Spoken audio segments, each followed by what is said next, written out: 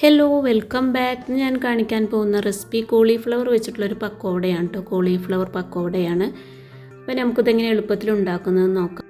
നോമ്പ് തുറക്കുന്ന സമയത്ത് ഉണ്ടാക്കാൻ പറ്റുന്ന ഒരു പക്കോടയാണ് കേട്ടോ ഇത്. സോസ് കൂട്ടി കഴിക്കാൻ നല്ല ടേസ്റ്റാണ്. അപ്പോൾ അതിനായിട്ട് ഞാനിതൊരു മീഡിയം ഇതുപോലെ കട്ട് ചെയ്ത് നല്ല തിളച്ച വെള്ളത്തിലിട്ട് കൊടുത്തതാണ് കേട്ടോ. പിന്നെ ഇതിലേക്ക് ഒരു അല്പം സുർക്കയും പിന്നെ മഞ്ഞൾപ്പൊടി ഉപ്പും ചേർത്ത് കൊടുത്ത് ഒരു അരമണിക്കൂർ വെച്ച് കഴുകി വൃത്തിയാക്കിയ ശേഷമാണ് ഒരു ബൗളിലേക്ക് ചേർത്ത് കൊടുത്തിട്ടുള്ളത്. എന്നിട്ട് ഇതിലേക്ക് ഒരു ടീസ്പൂൺ ഇഞ്ചി വെളുത്തുള്ളി പേസ്റ്റും 1.5 ടീസ്പൂണ് കാശ്മീരി മുളക് പൊടിയും 1 ടീസ്പൂണ് പെരിഞ്ചീരകപ്പൊടിയും 1/2 ടീസ്പൂണ് ഗരം മസാല പൗഡറും ആവശ്യത്തിന് ഉപ്പും ചേർത്ത് കൊടുത്തിട്ട് നല്ലവണ്ണം ഒന്ന് മിക്സാക്കി എടുക്കാം. അപ്പോൾ ഈ ഉപ്പൊക്കെ ചേർത്ത് കൊടുക്കുമ്പോൾ നോക്കിയിട്ട് വേണ്ട ചേർത്ത് കൊടുക്കാൻ. കാരണം കോളിഫ്ലവർ തിളപ്പിച്ച വെള്ളത്തിൽ ഇട്ട് കൊടുത്തപ്പോൾ ഉപ്പ് ചേർത്ത് കൊടുത്തിട്ടുണ്ടായിരുന്നു. പിന്നെ മഞ്ഞൾപ്പൊടി ചേർത്ത് കൊടുത്തത് കാരണം ഇതിലോട്ട് മഞ്ഞൾ ചേർത്ത് കൊടുക്കുന്നില്ല കേട്ടോ. എന്നിട്ട് നല്ലവണ്ണം ഒന്ന് മിക്സാക്കി വെക്കണം. ഇനി ഒരു ബൗളിലേക്ക് ഒരു 1/2 കപ്പ് കടലമാവാണ് ചേർത്ത് കൊടുക്കുന്നത്. പിന്നെ ഇതിലേക്ക് ഒരു 1/4 കപ്പ് മൈദാപ്പൊടിയും ചേർത്ത് കൊടുത്തിട്ടുണ്ട്. ഇതിലോട്ട് ചേർത്ത് കൊടുക്കുന്ന ഒരു 3 ടീസ്പൂണ് കോൺഫ്ലവർ ആണ് കേട്ടോ. പിന്നെ ഒരു 2 ടീസ്പൂണ് അരിപ്പൊടിയും കൂടെ ചേർത്ത് കൊടുത്തിട്ടുണ്ട്. ഇനി ഇതിലോട്ട് ചേർത്ത് കൊടുത്തിട്ടുള്ളത് 1 ടീസ്പൂണ് കാശ്മീരി മുളക് പൊടിയാണ് കേട്ടോ.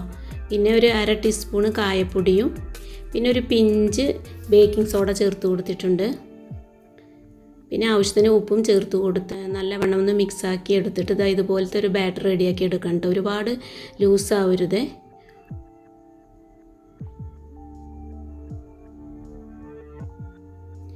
ഈ ഒരു കൺസിസ്റ്റൻസിയിലാണ് കേട്ടോ വേണ്ടത്. ആ കോളിഫ്ലവർ ഇതിലോട്ട് കോട്ട് ചെയ്ത് ഫ്രൈ ചെയ്തെടുക്കാനുള്ളതാണ്. അപ്പോൾ അധികം ലൂസാവാതെ ഈ ഒരു കൺസിസ്റ്റൻസിയിലാണ് വേണ്ടത്. ഇനി ആ മിക്സാക്കി വെച്ചിട്ടുള്ള കോളിഫ്ലവർ ഇതിലോട്ട് ചേർത്ത് കൊടുക്കാം. എന്നിട്ട് നല്ലവണ്ണം ഒന്ന് മിക്സാക്കിയതിന് ശേഷം ഇത് ഫ്രൈ ചെയ്തെടുക്കണം. അധികം ലൂസാവാതെ ഈ ഒരു കൺസിസ്റ്റൻസിയിലായാലാണ് കേട്ടോ ഇതുപോലെ കോളിഫ്ലവറിലോട്ട് നല്ലവണ്ണം ഇത് കോട്ട് ചെയ്ത് കിട്ടുകയുള്ളൂ.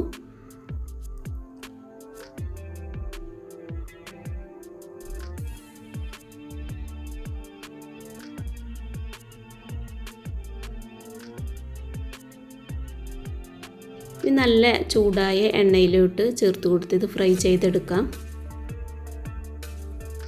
ഹൈ ഫ്ലെയിമിലിട്ട് നല്ലവണ്ണം ചൂടാക്കിയതിന് ശേഷം മീഡിയം ഫ്ലെയിമിലിട്ടിട്ട് ഫ്രൈ ചെയ്തെടുക്കാം. ഇങ്ങനെ ഓരോന്നും ഇതുപോലെ സ്പൂൺ കൊണ്ട് കോരി എണ്ണയിലേക്ക് ഇട്ട് കൊടുത്താൽ മതി. എന്നിട്ട് തിരിച്ചും മറിച്ചും ഇട്ട് കൊടുത്ത് ചെറുതായിട്ടൊന്ന് കളർ മാറി തുടങ്ങിയാൽ എണ്ണയിൽ നിന്നും കോരി മാറ്റാം.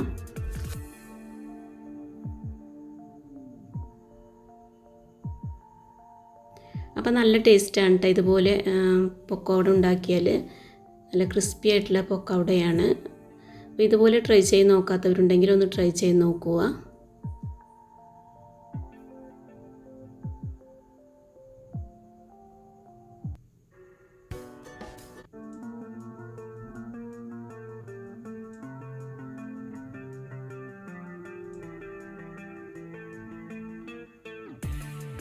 ഇനി എല്ലാം ഇങ്ങനെ ഫ്രൈ ചെയ്തെടുക്കാം.